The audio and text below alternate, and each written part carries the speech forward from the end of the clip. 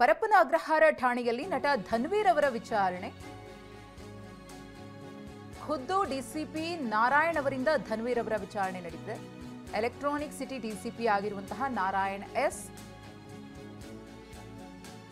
Dhanveer mobile ಅನ್ನು ಜಪ್ತಿ ಮಾಡಿಕೊಂಡಿದ್ದಾರೆ ಪೊಲೀಸರು. ಮೊಬೈಲ್ ರಿಟ್ರೀವ್ ಮಾಡಲು ಎಫ್ಎಸ್ಎಲ್ಗೆ ರವಾನೆ ಮಾಡಲಾಗಿದೆ ಅನ್ನೋ ಮಾಹಿತಿ.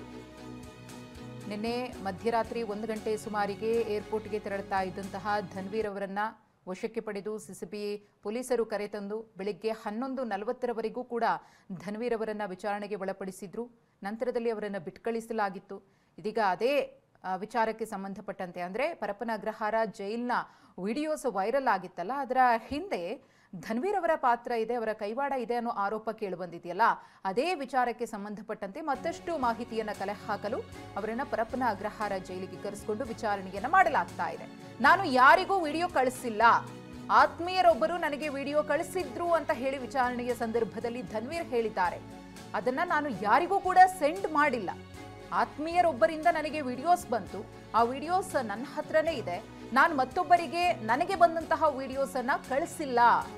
ಇದು ಧನ್ವೀರ್ ಅವರ ಹೇಳಿಕೆ. ವಿಚಾರಣೆಯ ಸಂದರ್ಭದಲ್ಲಿ ಡಿಸಿಪಿ ನಾರಾಯಣ್ ಅವರು ಪ್ರಶ್ನೆಯನ್ನ ಮಾಡಿದಂತಹ ಸಂದರ್ಭದಲ್ಲಿ ಅದಕ್ಕೆ ಧನ್ವೀರ್ ಅವರು ಉತ್ತರವನ್ನ ಕೊಟ್ಟಿದ್ದಾರೆ. ಅವರ ಕಡೆಯಿಂದ ಏನು ಉತ್ತರ ಸಿಗಬೇಕು ಅದು ಅಧಿಕಾರಿಗಳಿಗೆ, ಪೊಲೀಸ್ ಅಧಿಕಾರಿಗಳಿಗೆ ಸಿಕ್ಕಿದೆ. ಆದರೆ ಮೊಬೈಲ್ ಅನ್ನ ರಿಟ್ರೀವ್ ಮಾಡಿದಂತಹ ಸಂದರ್ಭದಲ್ಲಿ ಯಾರಿಗಾದ್ರೂ ಕಳಿಸಿ ಅವರು ಅದನ್ನ ಡಿಲೀಟ್ ಮಾಡಿದ್ದೇ ಆದ್ರೆ ಗೊತ್ತಾಗುತ್ತೆ, ಆಗ ಅಸಲಿ ಸತ್ಯ ಬಯಲಿಗೆ ಬರುತ್ತೆ. ಅದೇ ಕಾರಣಕ್ಕೋಸ್ಕರ ಧನ್ವೀರ್ ಅವರ ಮೊಬೈಲ್ ಅನ್ನ ಜಪ್ತಿ ಮಾಡಿಕೊಂಡು ಅದನ್ನ ಎಫ್ಎಸ್ಎಲ್ಗೂ ಕೂಡ ರವಾನೆ ಮಾಡಲಾಗಿದೆ. ಎಫ್ಎಸ್ಎಲ್ ನಿಂದ ರಿಪೋರ್ಟ್ ಬಂದ ಆದ್ಮೇಲೆ ಧನ್ವೀರ್ ಅವರು ತಮಗೆ ಯಾರು ವಿಡಿಯೋಸ್ ಅನ್ನ ಸೆಂಡ್ ಮಾಡಿದ್ರೋ ಪರಪ್ಪನ ಅಗ್ರಹಾರ ಜೈಲ್ನ ಒಳಗಿನ ವಿಡಿಯೋಸ್ ಅನ್ನ ಅದನ್ನ ಬೇರೆಯವರಿಗೆ ಸೆಂಡ್ ಮಾಡಿದ್ರ ಅನ್ನೋ ಪ್ರಶ್ನೆಗೂ ಕೂಡ ಉತ್ತರ ಸಿಗುತ್ತೆ.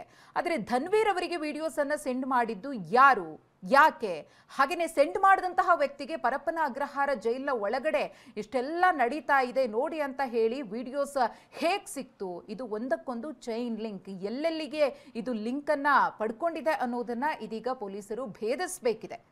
ಇದರ ಮೂಲ ಎಲ್ಲಿದೆ ಅನ್ನೋದನ್ನ ಪತ್ತೆ ಹಚ್ಚುವಂತಹ ಕೆಲಸವನ್ನ ಪೊಲೀಸರು ಮಾಡಬೇಕಿದೆ. ಧನ್ವೀರ್ ಅವರಿಗೆ ಯಾರೋ ಆತ್ಮೀಯರೊಬ್ಬರು ಕಳಿಸಿದ್ರು, ಆದ್ರೆ ಆ ಆತ್ಮೀಯನಿಗೆ ಯಾರು ಕಳಿಸಿದ್ದು ಅನ್ನೋ ಪ್ರಶ್ನೆಯು ಕೂಡ ಇಲ್ಲಿ ದೊಡ್ಡ ಮಟ್ಟದಲ್ಲೇ ಕಾಡ್ತಾ ಇದೆ. ಹಾಗಿದ್ರೆ ಜೈಲ್ನ ಒಳಗಡೆ ಇದ್ದವರೇ ವಿಡಿಯೋವನ್ನ ಮಾಡಿ ಹೊರಗಡೆ ಇದ್ದವ್ರಿಗೆ ಕಳಿಸಿ ಅವರಿಂದ ಧನ್ವೀರ್ ಅವರಿಗೆ ಹೋಗಿ ಧನ್ವೀರ್ ಅವರ ಕಡೆಯಿಂದ ಮತ್ತೊಬ್ಬರಿಗೆ ಹೋಯ್ತಾ, ಅದೆಲ್ಲವೂ ಕೂಡ ಪ್ರಶ್ನಾರ್ಥಕವಾಗಿ ಇದೆ. ಪೊಲೀಸರ ತನಿಖೆಯ ನಂತರದಲ್ಲಿ ಎಲ್ಲದಕ್ಕೂ ಕೂಡ ಸ್ಪಷ್ಟನೆ ಸಿಗುತ್ತೆ. ಈಗಾಗಲೇ ಹೇಳಿರುವ ಹಾಗೆ ಜೈಲ ಒಳಗಡೆ ಇರುವಂತಹ ಜೈಲ ಅಧಿಕಾರಿಯೊಬ್ಬರ ಸೂಚನೆಯ ಮೇರೆಗೆನೆ ಯಾರ್ಯಾರಿಗೆ ಏನೆಲ್ಲ VIP ವ್ಯವಸ್ಥೆಯನ್ನು ಮಾಡಿಕೊಡಲಾಗಿದೆ, ಅದರ ಚಿತ್ರೀಕರಣವನ್ನ ಮಾಡಲಾಗಿದೆ ಅನ್ನೋದು ಗೊತ್ತಾಗ್ತಾ ಇದೆ. ಅಪರಾಧಿಯನ್ನೇ ಬಳಸಿಕೊಂಡು ಆತನ ಕೈಗೆ ಮೊಬೈಲ್ ಅನ್ನ ಕೊಟ್ಟು ವಿಡಿಯೋ ಚಿತ್ರೀಕರಣ ಆಗಿದೆ ಅನ್ನೋದು ಕಾರಣ ವರ್ಗಾವಣೆಗೋಸ್ಕರ ಈ ರೀತಿಯಾಗಿ ಒಂದಷ್ಟು ಕೈಗಳು ಕೆಲಸ ಮಾಡ್ತಿದೆ ಅನ್ನೋ ಆರೋಪವೂ ಕೂಡ ಕೇಳಿ ಬಂದಿದೆ. ಸದ್ಯಕ್ಕೆ ಆರೋಪ, ಪ್ರಶ್ನೆಗಳು, ಅನುಮಾನಗಳಿದೆ, ಅದೆಲ್ಲದಕ್ಕೂ ಕೂಡ ಉತ್ತರ ಸಿಗಬೇಕಿದೆ ಪೊಲೀಸರ ತನಿಖೆಯ ನಂತರ.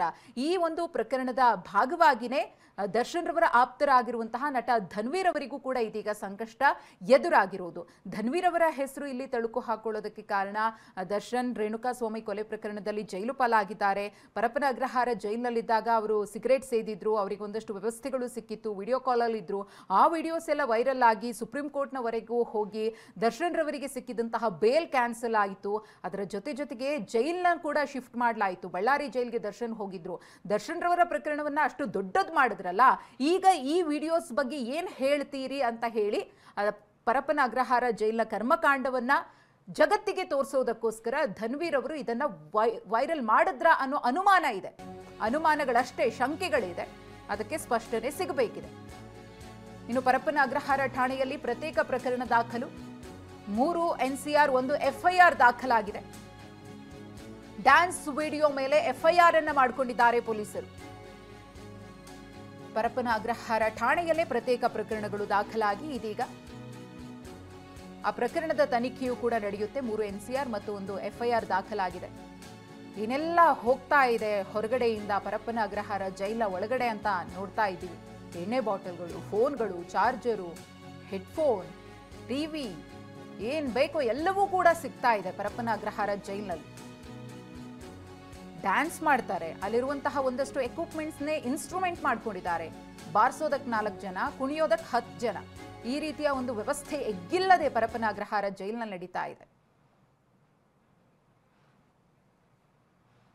ಈ ಕುರಿತು ಮತ್ತಷ್ಟು ಮಾಹಿತಿಯನ್ನ ಕೊಡ್ತಾರೆ ನಮ್ಮ ಪ್ರತಿನಿಧಿ ಕಿರಣ್.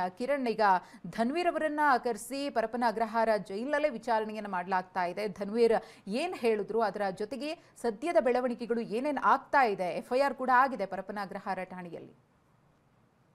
ಅದು ಈಗಾಗಲೇ ಏನ್ ಪರಪ್ಪನಾಗ ಜೈಲಿಂದ ಹೊರಗಡೆ ಬಂದಂತ ಏನ್ ವಿಡಿಯೋಗಳು ಅಂದ್ರೆ ಅದ್ರಲ್ಲಿ ಒಂದು ಡ್ಯಾನ್ಸ್ ಮಾಡೋದಿರ್ಬೋದು, ಬೇರೆ ಬೇರೆ ವಿಡಿಯೋಗಳಿಗೆ ಸಂಬಂಧಪಟ್ಟಂತೆ ಅಲ್ಲೇ ಶೂಟ್ ಮಾಡಿ ಮೊಬೈಲ್ ನಲ್ಲಿ ಏನ್ ಕಳಿಸಿದ್ದಾರೆ, ಈ ವಿಚಾರಕ್ಕೆ ಸಂಬಂಧಪಟ್ಟಂತೆ ಈಗಾಗಲೇ ಪರಪ್ಪನಗರ ಪೊಲೀಸ್ ಠಾಣೆಯಲ್ಲಿ ಕೇಸ್ ರಿಜಿಸ್ಟರ್ ಆಗಿತ್ತು, FIR ಕೂಡ ರಿಜಿಸ್ಟರ್ ಆಗಿತ್ತು. ಎಲ್ಲೋ ಒಂದ್ ಕಡೆ ಈ ಒಂದು ಏನು ಹೊರಗಡೆ ಬರೋದಕ್ಕೆ ಧನ್ವೀರೇ ಕಾರಣ ಇರ್ಬೋದು ಅನ್ನೋ ಒಂದು ಶಂಕೆ CCB ಪೊಲೀಸರಿಗೆ ವ್ಯಕ್ತ ಆಯ್ತು.